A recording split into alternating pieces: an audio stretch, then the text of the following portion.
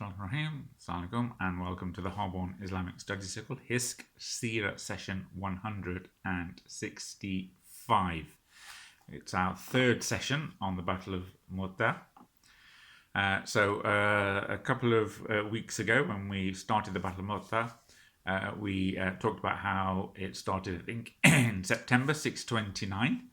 And the Prophet ﷺ orders his army to march north to avenge the cowardly murder of his envoy Al-Harith bin Umair by the chief of the Ghassanid tribe, and Al-Harith was taking a letter to the ruler of Basra so that he could then take it to the Roman emperor. But Al-Harith was captured, was tortured, mutilated, and in some reports decapitated by the chief of the tribe. So the Prophet ﷺ didn't take too kindly to that, obviously, because still in international law, one of the rules is that you do not harm the envoy, you do not harm the ambassador, the official messenger. So they're always given safe passage, etc. But Al-Harith was treated in this brutal way. So the Prophet ﷺ has to respond to that, and it's a matter of honor and dignity for the Islamic State that they need to be seen to respond to such a violation of their sovereignty, of their rules, and of international law. So the Prophet he announces the army to go for this purpose, and he appoints 3 successive leaders should any of the emirs die during the battle. So the first one in charge of the army is Zaid bin Haritha. If he should die, then Jafar ibn Abi Talib would take over. And again, Jafar's just in the last year or so come back from Abyssinia after spending nearly 15 years there. And the Prophet ﷺ and Jafar grew up together. Jafar is the son of Abu Talib, and the Prophet ﷺ and Jafar are close in age, and they had a very good bond together. If Jafar should die, then Abdullah bin Rawahah would take over. And Abdullah bin Rawahah, he's one of the elite of Medina. He was there in the pledge of Aqaba. So here you've got 3 prominent leaders appointed for the army. And then in another narration it said, and if Abdullah bin Rawahah passes away, then the army should choose the next leader. So the Prophet ﷺ reassures Jafar as they're leaving, because Jafar feels a bit slighted that Zaid's been chosen above him. But anyway, Jafar accepts the Prophet ﷺ's explanation. And then Abdullah bin Rawahah, who we talked about, is the official poet and chief propagandist for the Prophet ﷺ, for the Muslims, for the Islamic State. And he's starting to, create poetry around the war and going into battle. And as they're leaving Medina, he starts to cry, and he makes up some verse about that, and he explains the fact that he's not crying because he's afraid of death. He's yearning for martyrdom, in fact, but he's crying because leaving Medina evokes the imagery in the Qur'an where he will be asked to travel over the Sirat, over Jahannam, and he's feeling that sort of analogy between him leaving Medina and having to travel the bridge to Jannah. Then we also talked about Ibn Abbas, who thought, the army leave, they left after Fajr. He's thinking it's Friday, maybe I should hang back, do Jum'ah with the Prophet ﷺ, get the blessings for the Jum'ah, and then, because I'm a single person, I can easily ride and catch up with the army before they go too far. And it's just, within a few hours. But then Prophet sees Ibn Abbas in the congregation at Jummah and says, "Why haven't you gone?" And Ibn Abbas explains it, and then the Prophet says, "Look, even if you were to spend the whole all the wealth in the world and give it as sadaqah, you would not be able to get the reward and blessings of having left with the army when they did." So again, it just shows the importance of these types of ventures that the Muslims went on. And then last week we talked about how they're marching northwards towards Syria, north of Jordan. And then when the Ghassani tribe hears that 3,000 people have left Medina for war through their various spies and their own intelligence network, they start to call in favors of all the other Christian tribes. And then they send word to the Eastern Roman Emperor, Heraclius, who then sends reinforcements, including, it said, his own brother. And there's between 50,000 and some reports of 200,000 Christians and Romans then camp to face off 3,000 Muslims. So the Muslims are wildly outnumbered. So when the Muslims army hear that they might be facing between 50,000 and say 100,000 troops, and there's only 3,000 of them, they stop dead in their tracks and they have a discussion. Well, what should we do? And so they discuss over 2 whole nights what they should do. Some say, let's go back, because obviously we can't face off 100,000 or so. Others say, well, let's seek advice from the Prophet, send a letter back, and then let's see what he advises. But then Zaid bin Haritha turns to Abdullah bin Rawahah, who's been praising martyrdom all along the journey. And he says, well, what do you say about this? And then Abdullah bin Rawahah, he makes a passionate speech about they're there either seeking victory or death. Why have you left? Because you only came for one of 2 things, either victory on the battlefield or death, which in itself is victory. So that speech persuades the army to carry on. They get briefly attacked by a hostile village as they pass through. And then when they camp in front of the Christians, Romans, and the other Arab tribes, Abu Hurairah, who's also, this is his first battle, he's awestruck with what he sees. There's 3,000 of them, and there's maybe 100 or 200,000 of the enemy. And in amongst the enemy, he can see the Romans, who have their glistening armor, who have their silken robes and their helmets and all their weapons, and he is literally awestruck.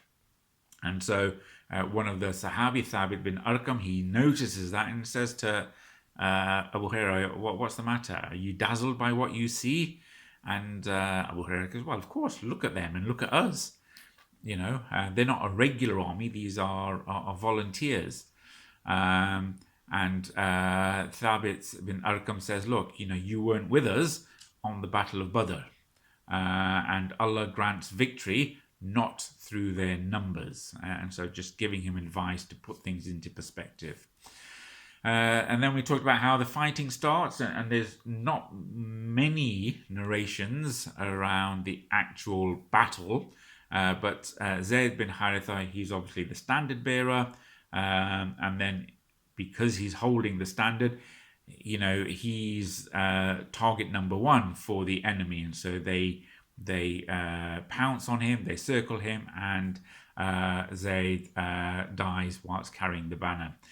Then Jafar ibn Abi Talib takes the banner, and again he's soon surrounded, because again there's tens of thousands of them, and so Jafar is surrounded, and then we hear about how Jafar how ferociously he was fighting, and then he's got the banner in one hand, in his right hand, and then his right hand is chopped off.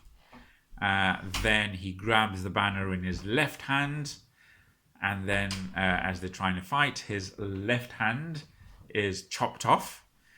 So he then clasps the banner between the stumps of his hands, and then he's being attacked from all sides, and then a Roman soldier cleaves him in half, goes behind him and gets a sword and cuts Jafar in half.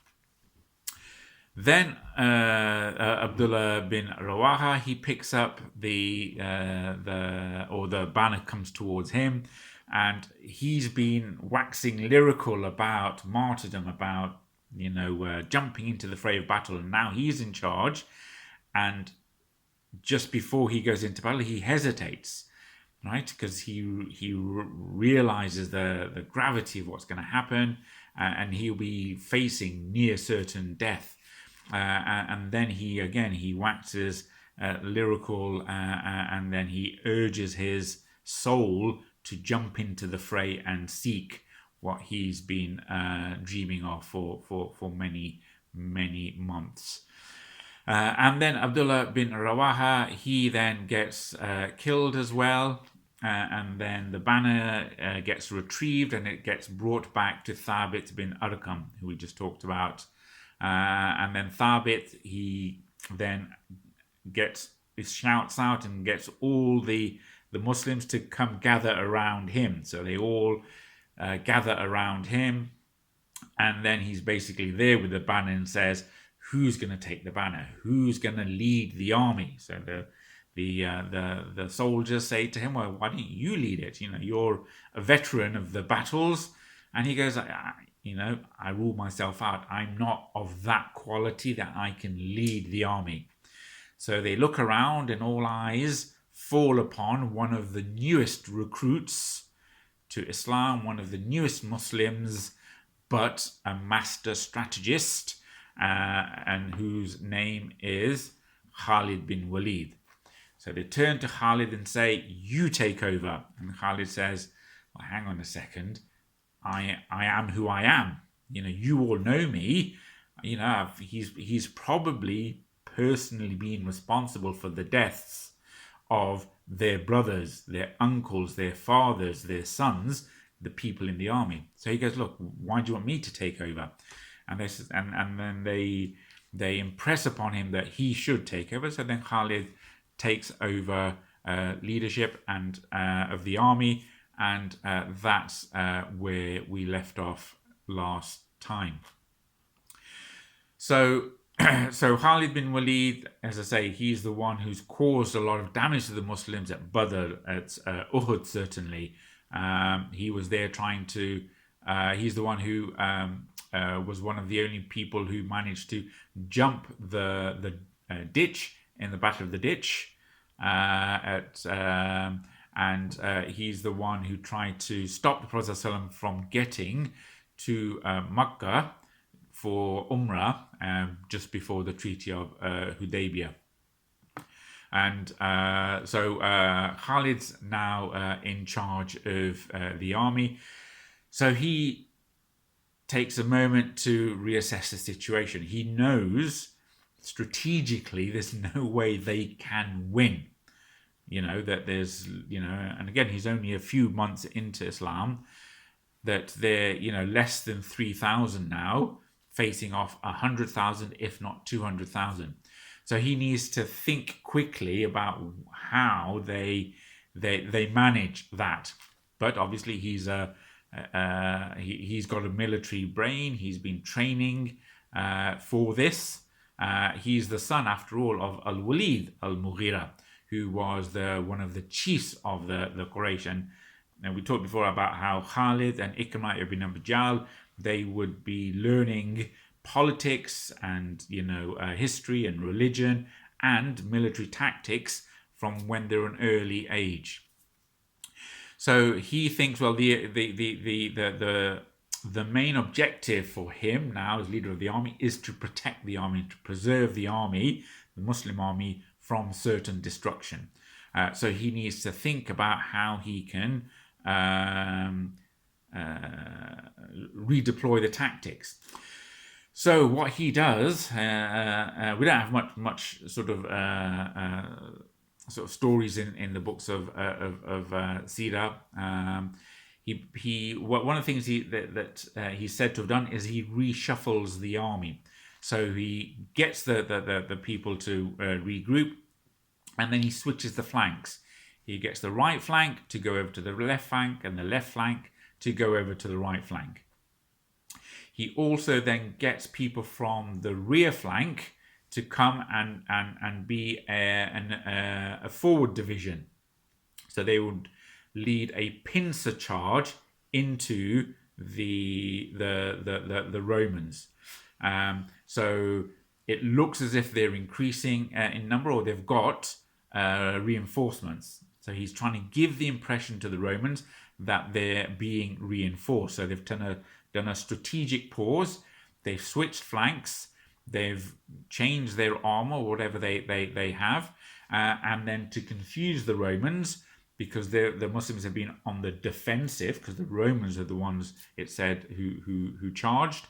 He then charges at the Romans, which is something that they wouldn't expect. So it gives the impression that they've now received reinforcements.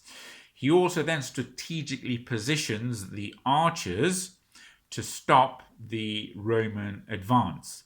So he gets the archers and he places them in a certain position, so it'll stop them from moving forward and attacking them. And it said that there's a story of an old man who's a really good archer. He's got a very strong arm, but his eyesight is really weak. So he asks two of the other people to place him on their shield, lift him up, so he's got the height advantage, and then he can basically he asks them to twist and turn him whichever direction they want the arrows to go.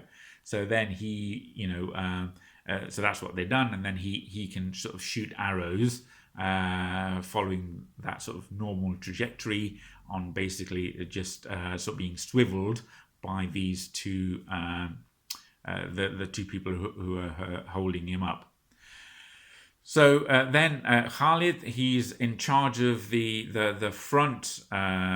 He's in charge of the banner, and he's in charge of the sort of the forward division that's charging at the Romans.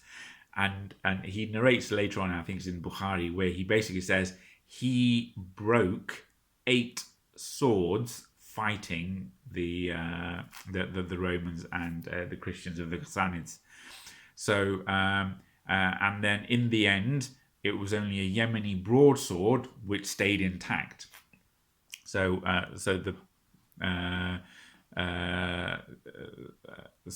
obviously showing how courageous he was and how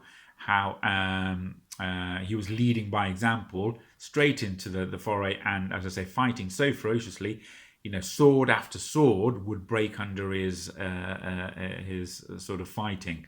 One of the people said it's not a question of whether he can handle the sword, it's whether the sword can handle Khalid bin Walid. So then that obviously confuses the Romans, because they think that they've got reinforcements if they're actually charging at them. So then the Romans they hold back a bit, and then evening is falling, and so it said that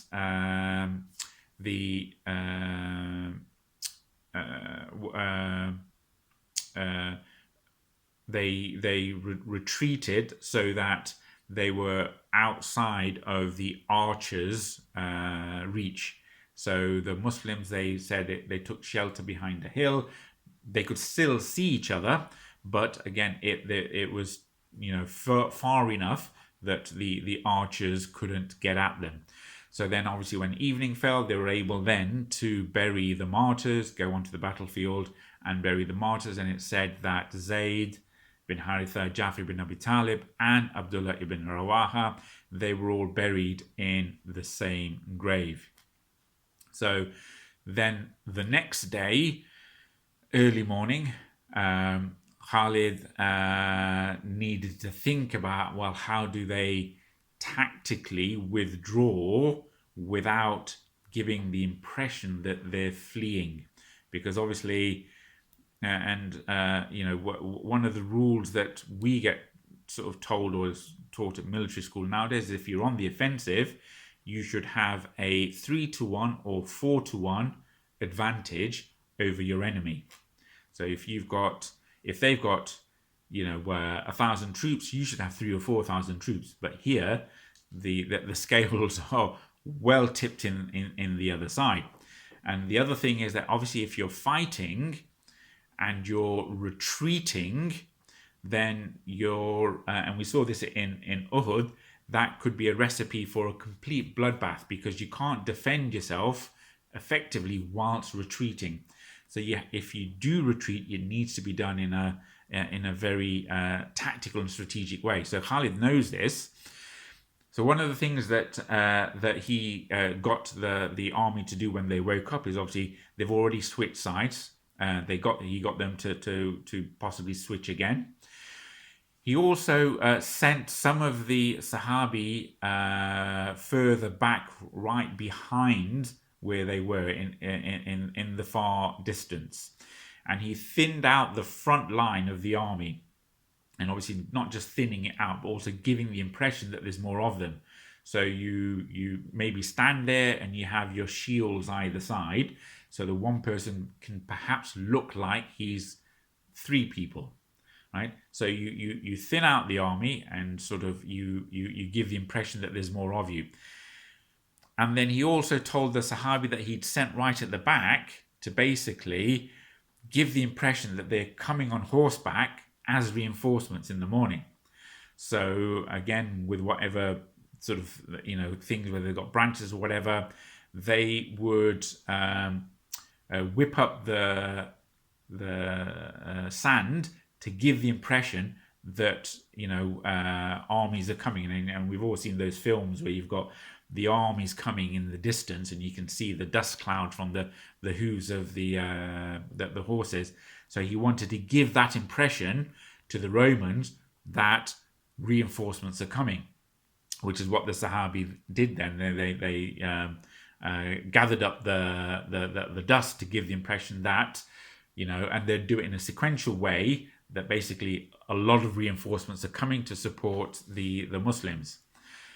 So they've got the illusion that hundreds, if not thousands, of horsemen are coming to support the Muslims. And so the Romans then, they pause because they can see the Muslim line has stretched. So it looks as if there's more of them, doubled or tripled in size. In addition to that, you've got these extra people coming. So then, because of that, they don't launch their offensive in the morning. They pause to see what's going to happen. In that pause, then Khalid, he strategically then advances or retreats back slowly, but not too quickly to give the impression he's leaving the battlefield. Because obviously if he gives the impression he's leaving the battlefield, they're going to charge. So he's slowly moving back. Then the Romans see after an hour or two that they've actually moved away.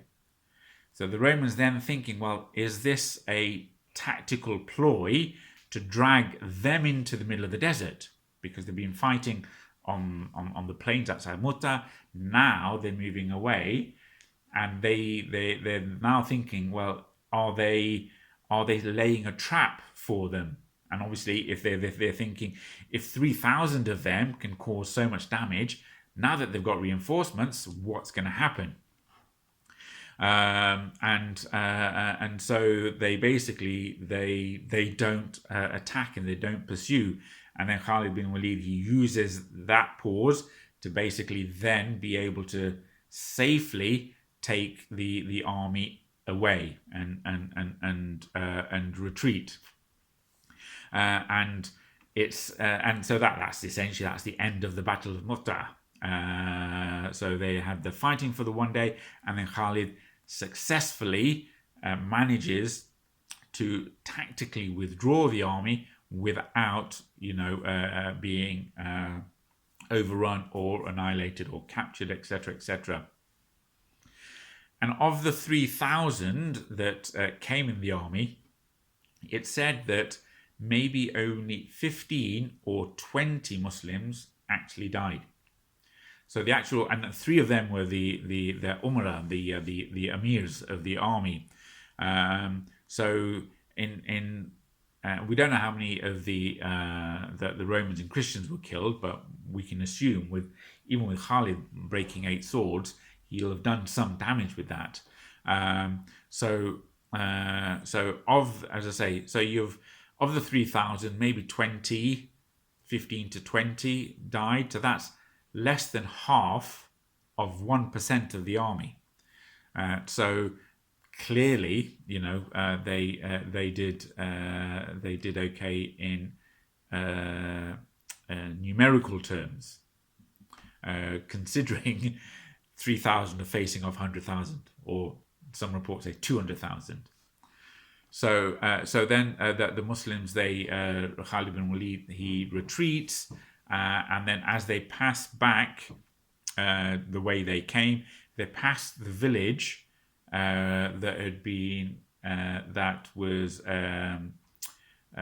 had killed one of the sahabae by firing arrows at the back of the Muslim army. So it said that Khalid he exacted revenge from that village. So essentially, that's the end of the Battle of Mutah, and the going to battle with the Romans and the Christians of the Ghassanids. Here we're dealing with the Eastern Roman Empire, which we now call the Byzantine Empire, or the Byzantine Empire. But the Eastern Roman Empire,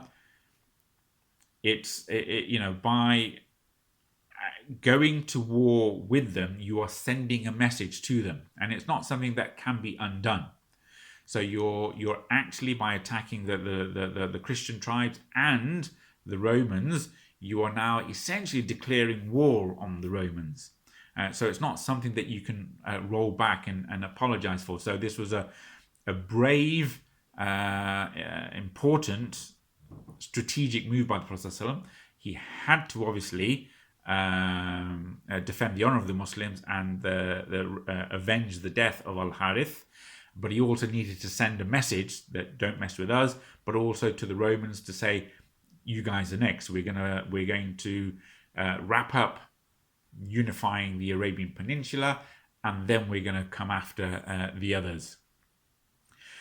But it also showed the other tribes of the Arabian Peninsula and north of the Arabian Peninsula that the Muslims meant business.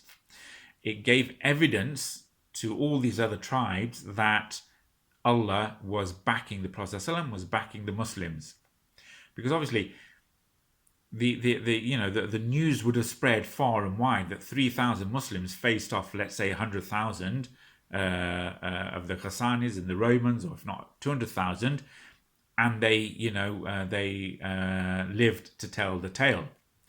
So then it becomes sort of quite mythical, even amongst the enemies, the reputation of the Muslims, and it changes the way people deal with the Muslims, and it strategically forces these arch enemies of the Muslims amongst the desert Bedouins to start to reconcile with where their allegiances really lie. And it said that soon after this, many of these recalcitrant tribes, like Banu Salim, we've talked about before, the Ashja tribe, Ghatafan, Dhubiyan, Fazara, many of them saw the rise of Islam, saw what the Muslims could do, and essentially professed Islam.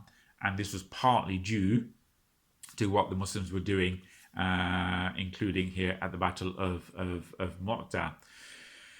In addition to that, we just to mention that the Battle of Mutah is mentioned in the Eastern Roman Empire Chronicles, There's one of their historians called Theophanes, who was a monk.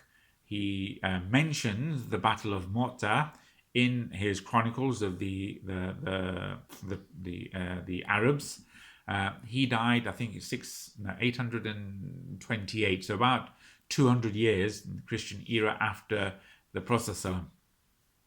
And so he mentions that in sort of the reign of Heraclius, there was this big battle, and the Romans had sent Vicarius Theodore, who was the brother of Heraclius, to be part of the fight. So again, you can see how seriously the Romans took it. If they were to send 10,000, 20, 50, or even 100,000 by some reports against the Muslims, and of them, Vicarius Theodore, the brother of the emperor, is there fighting. So it's mentioned in the chronicles of Theophanes, and he says again in his chronicles that Vicarius learned from a Qurayshi about the fight, and this Qurayshi was in the pay of Vicarius. So again, a spy, one of these spies that all these people had as part of the intelligence network. And this spy gathered all the information and gave it to the Romans, including the day and time that the Muslims would attack. And it said that the battle took place near a village called Mutah. But again, we know that when sort of these chroniclers, they wrote things, they would often add an S at the end of names. So Isa becomes Jesus, Isis. Mutah becomes Mutas, and it's mentioned in his chronicles that there were 4 emirs. One of them was someone called Khalid, whom they called the Sword of God, but Khalid escaped. So again, there's mention of the battle in the Eastern Roman Empire books. So whilst this is happening in Mutah, the Prophet he hears, he get obviously through revelation, he finds out about the outcome of the battle, and then he gathers people around in the mosque, and he's sort of explaining it to them. But before that, when it said that when he heard the news, he had to sit down. He was so overwhelmed by the news. It's not as if he was giving live updates on the battlefield of what was happening. He wasn't given those visions. He was just given a summary of actually what happened. And Anas ibn Malik, he is probably about 13 at the time, because he was gifted as a slave to the Prophet when the Prophet entered into entered into Medina, and this is the year 8 Hijri. So he's not yet old enough to go and fight. Anas says that the Prophet told us about the deaths of Zaid, of Jafar, and Ibn Rawahah before the news reached us, so before the messengers came from the battlefield. And then he said the Prophet told us that Zaid took the flag and then he was killed. And then Jafar took the flag and he was killed. And Ibn Rawahah took it and then he was killed. And Anas says that the Prophet, his eyes were crying when he was telling the people of this. And then the Prophet carries on and says, until a sword from amongst the swords of Allah took it, and Allah gave them victory through that, obviously meaning Khalid bin Walid, and he is known as one of the swords of Allah.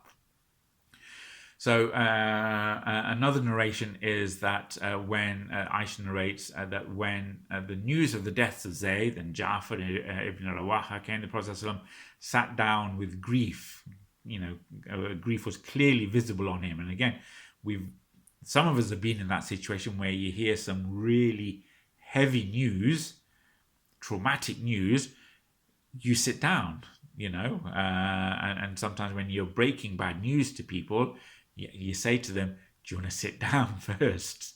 Because it can affect people like that, and it's clearly affected the Prophet ﷺ. So he physically had to sit down. And again, you have to bear in mind that Zaid bin Haritha, he was the Prophet ﷺ's adopted son. Zaid lived with the Prophet ﷺ for over 30 years. He was in his household. He was gifted to Prophet ﷺ by Khadija at their wedding. Zaid's parents found out about him, came to take Zaid back to their tribe, and the Prophet ﷺ said to Zaid that he can choose what he wants to do with his life. He can go back with his father as a free man, or he can stay with the Prophet ﷺ. And Zaid says, look, I'm never going to choose anyone over this man, as in the Prophet ﷺ. And Zaid's real father said, how can you possibly remain a slave in a strange tribe rather than becoming a free man in your own tribe? And Zaid said, look, oh my father, the love that this man has shown me, no one else can show me. And then after that, the Prophet ﷺ then freed Zaid and took him to the Kaaba, outside the Kaaba, and then declared that he will now be known as Zaid ibn Muhammad, Zaid the son of Muhammad. And it was only when Allah mentioned this in the Qur'an that many people realized that Zaid wasn't actually the son of the Prophet ﷺ. He was adopted, right? So that Zaid's sort of really close to the Prophet ﷺ. So Zaid dying really affected the Prophet ﷺ. And then again, Jafar ibn Abi Talib, the Prophet ﷺ grew up with him. They spent their youth together in the house of Abu Talib. They were essentially, besties, which is may have been one of the reasons why the Prophet ﷺ appointed Jafar as the Emir of the Muslims in Abyssinia, because he knew him and he could trust him, and that would be that outpost. Jafar's only just come back. The Prophet ﷺ, when they conquered Khaybar, Jafar came on the same day that Khaybar was conquered, and the Prophet ﷺ stood up and kissed him on the forehead and said, look, I don't know what makes me happier, defeating Khaybar or seeing you, right? And then, within a few months, he sends Jafar here. Jafar passes away. And then again, Abdullah ibn Rawahah, he's the chief propagandist, one of the most eloquent poets for the Muslims. He passes away. So, these are big hits against the Prophet ﷺ. So the Prophet ﷺ is clearly in grief when this happens. And then obviously news goes back, reaches the family of Jafar ibn Abi Talib. They start crying. They start, in fact, wailing. And we talked before how the Prophet ﷺ had made wailing on the death of somebody haram. It's a big sin.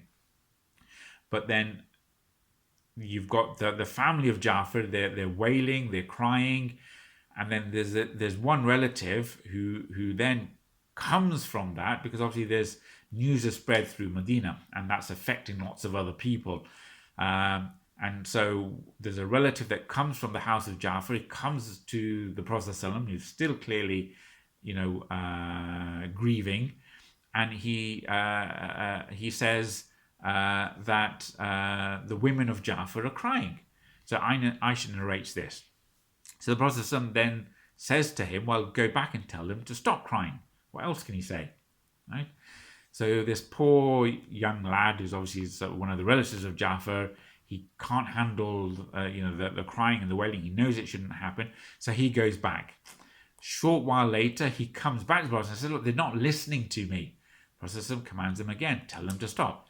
He goes back, comes back a third time to the Prophet ﷺ and says, the women have overpowered us. And then the Prophet ﷺ then this is the third time, he gets understandably annoyed and frustrated, and then he sort of says an Arab proverb, which is essentially then throw dust in their faces or throw dust on their mouths, essentially saying, well, what do you want me to do, type of thing. Sort it out yourself. And so that sort of relative sheepishly is going back to the house of Jafar, and then Aisha from sort of the behind the curtain, she calls out to this chap and says, rather may Allah throw dust on your face, because neither have you done this, nor have you relieved the suffering of the Prophet ﷺ. So you can't even control the women in your own house, and then you've added to the suffering and burden on the Prophet ﷺ. So that's a little a story, and obviously you can see how in grief the Prophet ﷺ was at losing these people, as I say, it's just it's one of those little stories where your sympathies with everyone. The poor lad, he's stuck in the middle. He knows that the people shouldn't be crying, but he's tried to stop them, but they're not listening. And obviously the Prophet ﷺ is upset, and Aisha gets upset, and then the people of Medina are getting upset because these people are wailing, and it's not a pleasant situation. So that we'll sort of finish there, inshallah, and then sort of talk next week about some of the other things that happened after the death of Jafar. So there's some fiqh issues around how to look after yourself or the house where somebody's been where someone has died, some of the etiquettes around visiting people who are in mourning, what happens around mourning, and then we'll talk about inshallah some of the lessons from the Battle of Mutah. So we'll finish there. So thank you very much. Inshallah. والعصر إن الإنسان لفي خسر إلا الذين آمنوا وعملوا الصالحات وتواصوا بالحق وتواصوا بالصبر. جزاك الله خير. السلام عليكم.